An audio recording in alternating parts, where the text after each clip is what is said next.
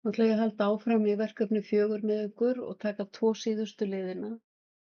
Við ætlum að breyta venjulegu letri, 10 punkta venjulegu letri í 12 punkta feitletur. Þá þurfum við að fara hér og eyða út þessu hér sem að var síðan áðan.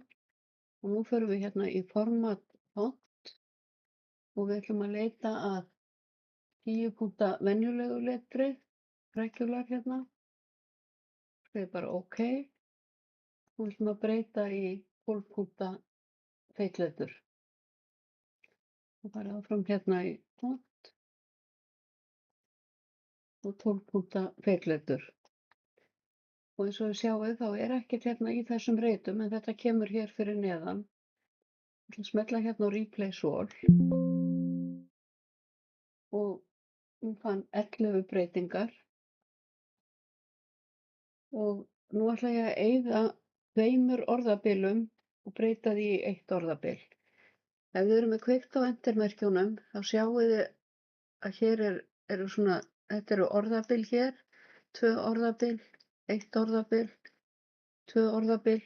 Þannig ég ætla að breyta þessum 2 orðabilum í 1 orðabil.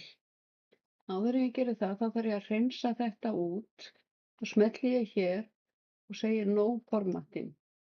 Sama hér. Og ég ætla að ýta hér 2 á bilslá. Það eru 2 orðabil og ég ætla að breyta því í 1. Og ég segi Replace All. Hún var 130 staði í skjalinu þar sem voru 2 orðabil og hún breytti í 1. Nú ætla ég að loka glugganum og þið sjáu hérna að nú eru alls það bara 1 orðabil á eftir punkti og ekki 2 eins og voru upphaflega. Og þið setjið haus á skjalið og fót og setjið sjálfvirkt blaðsíðunúmer og ég sýni ykkur það í öðru myndskeiði.